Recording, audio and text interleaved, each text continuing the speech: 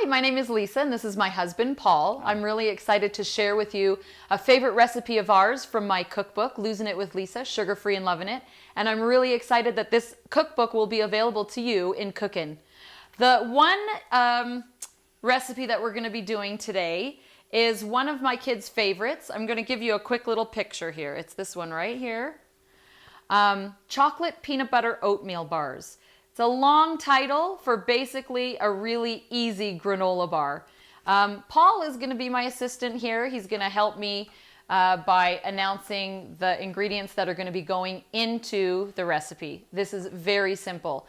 The one change that I'm making this time as I'm making this recipe is in the recipe book, the recipe instructions call for putting all of the ingredients together and cooking it in a pot on the stovetop. Today, we're going to twist it just a little bit so that you can see that there's an alternative if you don't feel like using your stovetop. You can do this very easily in the microwave. So we're going to be using a microwave-safe glass bowl, and we're going to mix the ingredients in the bowl, and then we'll put it in the microwave, and we'll bring you along step by step. Let's get cooking. Okay. Okay. First thing you need is 2 cups of oatmeal.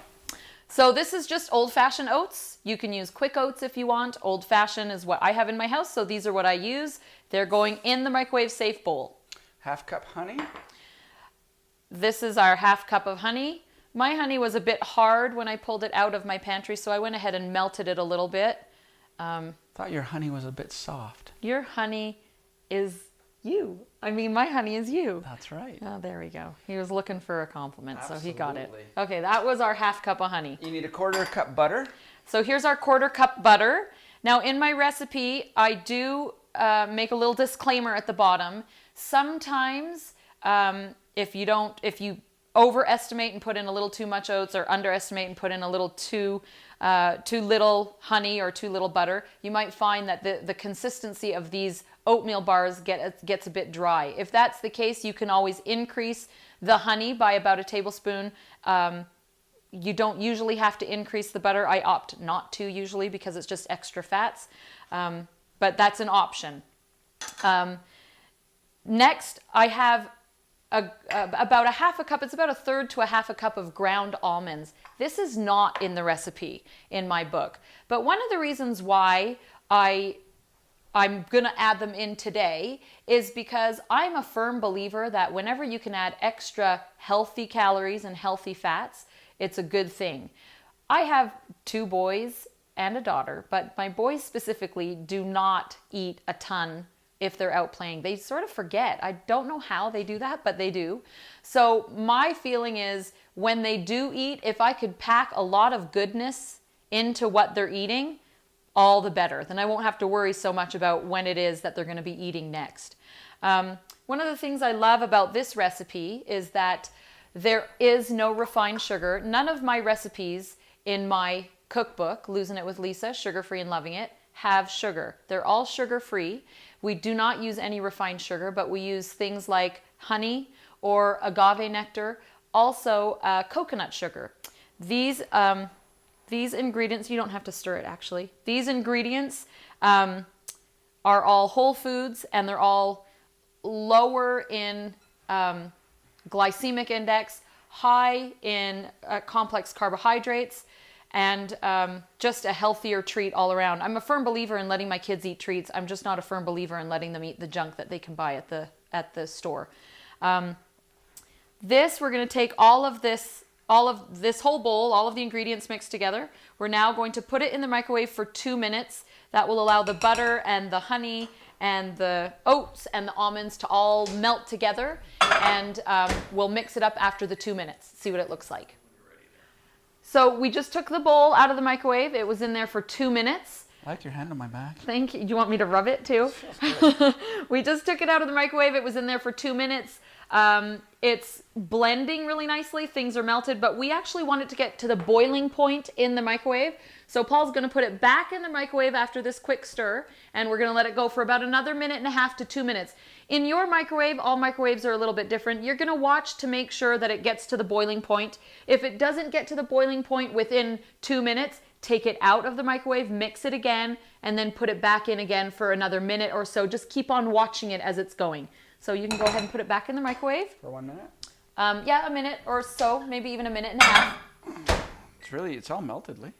Yeah, the oats need to cook. These are old-fashioned oats. It might go a little bit quicker if you're using quick oats because they've been processed a little bit quicker and they are ready a little quicker. That's why they're called quick oats. Old-fashioned oats take a little bit longer to cook, so we're just going to kind of watch it and see. Okay. Okay.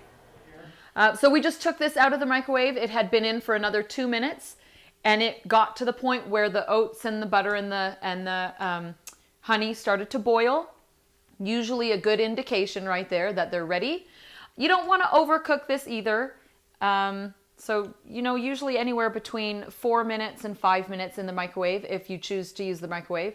If you were doing the stovetop, the way it's explained in the recipe book, you would just boil everything in your pan until things were boiling and well blended. Now that this is well blended, we're going to put it on the bottom of an 8x8 pan.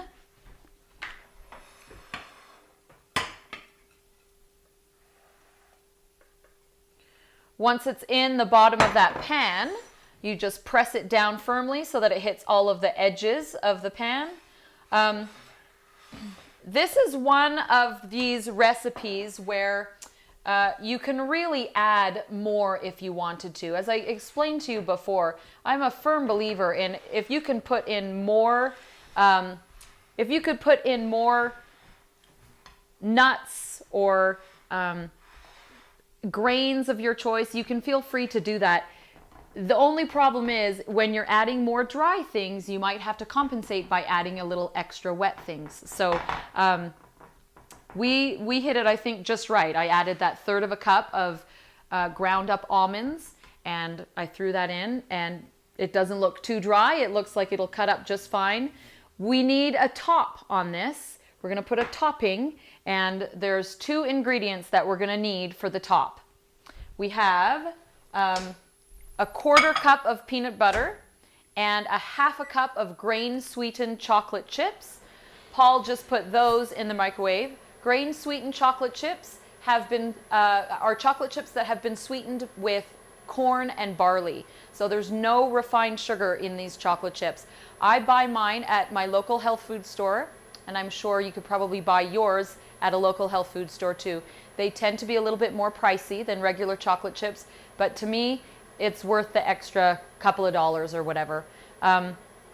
I really try as much as possible to take all refined sugar out of my children's diets. They are getting some here and there for sure, but when it comes to everyday things, to me, this is going to be like a homemade granola bar, which is so much better than the store-bought granola bars at the store, which are filled with sugar, not enough protein, way too many simple carbohydrates. This is going to be a little bit more wholesome for them, and I don't have to feel guilty if they choose to eat a big piece of this and not all of their lunch.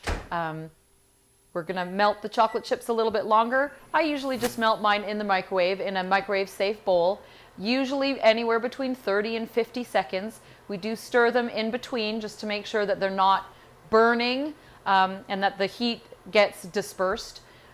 We're going to then, when we're ready, take them out of the microwave, put them into the peanut butter, and we're going to mix it so that it makes a nice peanut butter chocolatey topping to go over the oats. Helper, would you like to go and see if they're ready? You don't let them cook too long. Go. Okay. Yeah.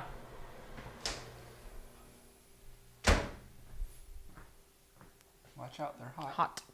Okay, so we take them out of the microwave when they're about like this, and then we just start to stir. I don't like to burn my chocolate chips. They do have an awful flavor when you burn them in the microwave. So I would prefer taking them out when they're just on the verge of melting, and then I mix them around myself and get that heat dispersed, and then they melt quite nicely. They're very hot, like you. Oh my gosh, stop it. This is going to be added into the peanut butter right here. This right here is this treat right here is a delectable combo. We could just stop right there and lick the spoon. That. I know, it's really good. So we're just going to mix the peanut butter and the chocolate together. The topping does not have to be peanut butter and chocolate. You can use another form of nut butter if you'd like. We've done it before with almond butter. We've done it with cashew butter. It's your preference really, but my kids tend to be peanut butter fans, so we just stick with the easiest. Once it's nice and liquidy and smooth, we then pour this topping over the oats, and then we'll spread that around to give it a good smooth finish on the top. I think I probably went a little bit, I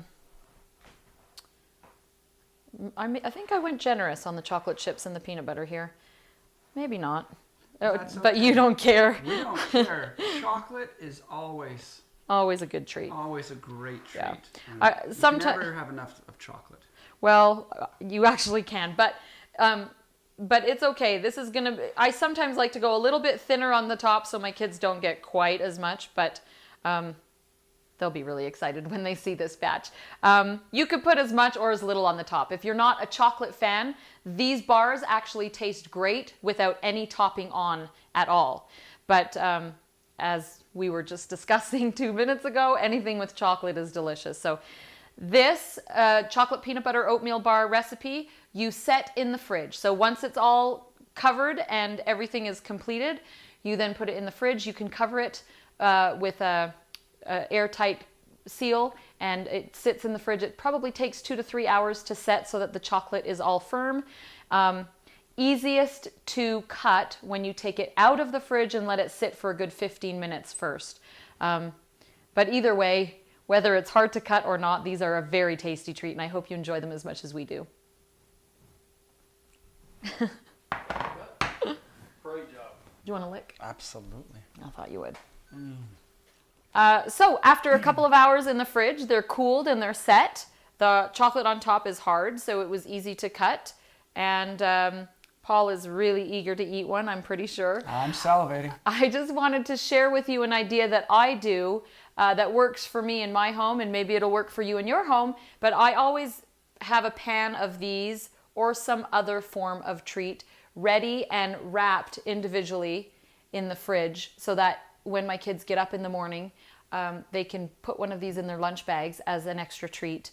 And I know that they're always going to have something fun to eat in their lunch bag. But we always try to have them wrapped up and ready to go so that there's always something fun for them to eat. These are great also as well. You can have them during the day. You can have them midday, mid-morning as a treat, as a healthy treat, a healthy alternative. That's one of the things that I'll have during the day, about 9 o'clock, 10 o'clock in the morning, or maybe 2 or 3 o'clock in the afternoon. I just eat one of these, and it's a healthy alternative. As all my other colleagues are downing donuts or brownies and gaining the calories, the empty calories, I have things that are dense with calories and are great. Another idea that I'll share with you, and if it works for you, I'd be really happy. When we take our kids out for bike rides or hikes or whatever, we'll often put things like this in our bag so that when they get hungry, we can pull out a homemade, healthy, whole foods treat where we know what the ingredients are and we know what they're getting, as opposed to something from the store filled with preservatives. They're a great source of energy as well. You've got nothing but positive energy in here. Yeah, we have complex carbohydrates in the oats. Of course, I did add, in this recipe, I added the ground up almonds, so that's good protein and good fats. There's the peanut butter, which is another source of protein and good fats. Of course, there's the chocolate, which we already discussed was just good anyway.